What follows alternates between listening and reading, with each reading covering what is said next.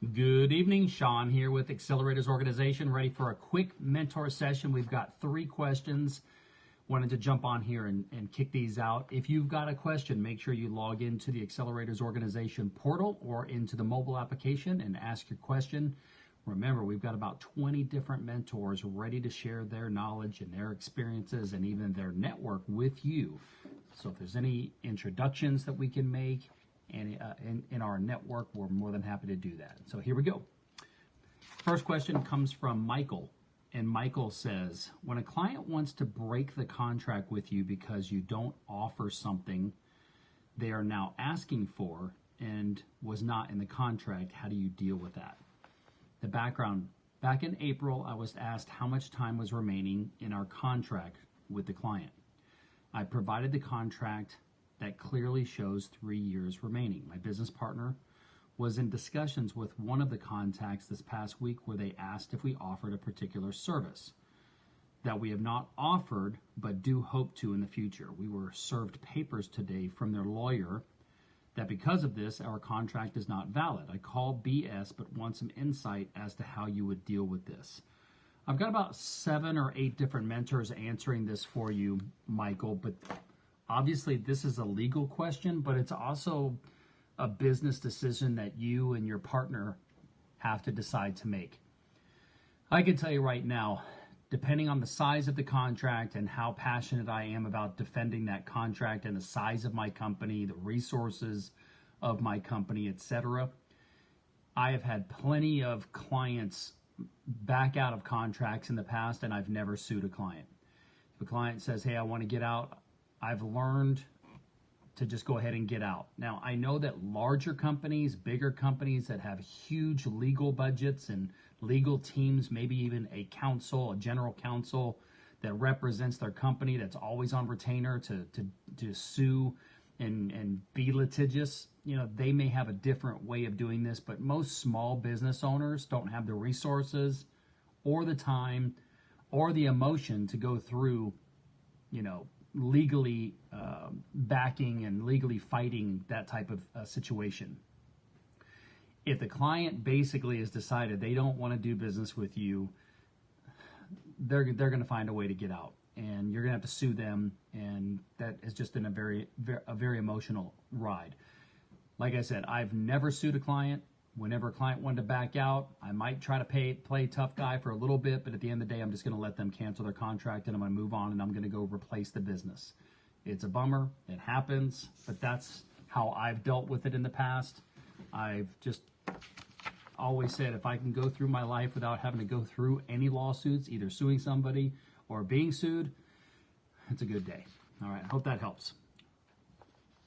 Next question comes from Randy, and Randy says, how can I make hiring an intern from a local college for marketing and social media successful? The background is, I am not a social media expert, so I would like to hire or intern who is like a junior or senior student who is practicing studies in marketing and social media. I talked to the local college and they told me to sign up with Purple Suitcase to post the job requirements. I would like one to help promote leagues, corporate parties, kids' birthdays, and special events. Would you recommend going this route or hiring someone that has their degree? Would you recommend the amount of hours a week to start? Also, should I offer commissions? Your thoughts? Thank you. Okay, I've got a bunch of mentors answering this. I've got about 10 mentors answering this. I'm interested to see what they're going to say, Randy. So from what I'm gathering, you want to hire someone to do something for you, and maybe you don't have a budget, so you're thinking to go the intern route. That's one guess. Or maybe you're thinking you could get somebody from the college because they're young and they might know social media. But let's take a step backwards from that. Whenever we're looking to hire anybody, we want to put out clear, concise job duties that person is going to do specifically. And I mean, from whatever time they start to whatever time they finish each day, this is what they are going to be doing, and you can train them on how to get it done. Or if it's a skill that you don't have, you can say, here are the outcomes that I'm looking for. I'd like to have 5 social media posts, which is a whole other can of worms. I mean, this is such a rabbit hole even trying to figure out this part as far as social media. But it's important to be clear and concise of exactly what the outcomes are that you want from the position that person is going to be filled, and it's laid out. The next thing is you want to figure out what skills they need to possess in order to do the job. And a lot of times, a lot of companies will have skill assessment type of tests that a person can take to confirm that they actually have the skills needed in order to do the job. Now, if social media is not your expertise, you might want to have a longer conversation with either myself as a coaching, advisory type thing, or maybe jumping on some Zooms and we could try to talk a little bit about more. That's what the Zooms are for. Sometimes on the Zooms we can't go really, really deep dive into it because we don't want to monopolize the time from everybody else that's going to be on the Zooms. But the Zooms would be a great place to talk about stuff like this. You could also network with some of the other members that understand how to do social media and social media marketing and things like that, and get some insight. If you need some introductions like that, just go through Shirley, and Shirley and I can get you some introductions to some people that understand social media. But to answer your question, to get the most out of utilizing an intern or even a college graduate or anybody for that matter, what are the duties that they're going to perform day in and day out? How are you going to measure the activities and everything that they are doing to make sure that you're measuring the outcomes? And then what kind of skills are required? And then last but certainly not least, as I've talked about many times here in AO, especially on the Zooms and in the branding Zooms specifically, it's really important to understand the culture of the company that you have. And the way that we enforce and reinforce culture is through written core values. When you start building a team, when we start building a team, it's really important to have a minimum of 5 different core values that we use to explain how our company culture is, and use that in the interviewing process in order to make sure that someone aligns from a cultural perspective with our company. A lot of times when people align culturally, they're going to do a better job in the company because they align culturally from a affective or feeling perspective about the company.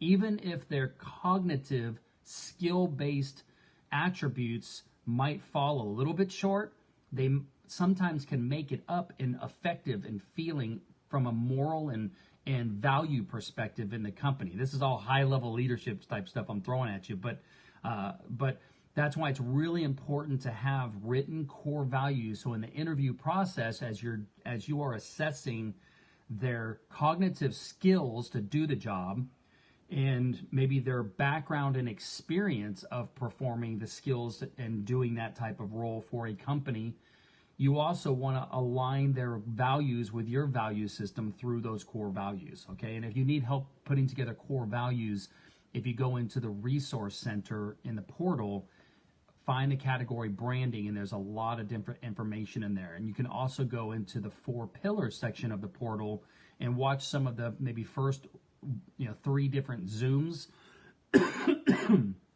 that I did under the branding part of the 4 pillars, where I talk about the importance of your brand strategy. Okay, I hope that helps, Brad. Now, since you and I spoke about this, I'll also say this. One of the things that I thought was really important for you was not necessarily just doing social media posts. It was also about having an ambassador or a full-time person who was dedicated to call on and build relationships with, businesses and in the community for outreach, with your potential customers. I'll give you an example. I know that you have a lot of new leagues that are going to be starting out, and of those leagues, they have teams, right? Well, there might be one person on that team who's the dedicated liaison for that team. I would want somebody, if it wasn't me, as the bowling alley owner, I would want somebody on behalf of the company to constantly be building relationships with those liaisons, to build those relationships stronger, to find out what we could be doing to make the experience better and look for revenue opportunities of things that they might be interested in from a product or service perspective while they're at the bowling alley. Remember, when they're at your bowling alley, you've got a captive audience. They are coming there basically saying we've purchased, we're now a customer, and it's easier to sell to an existing customer than to go out and find new ones. So we always want to be looking for ways to maximize the amount of revenue that we bring in while they're at your place of business. I would want it'd be like every single night when there are leagues, which hopefully it's every night, but I would want to be measuring what was the revenue on those nights and what could we be, and I'd be looking for ideas of how to boost that revenue.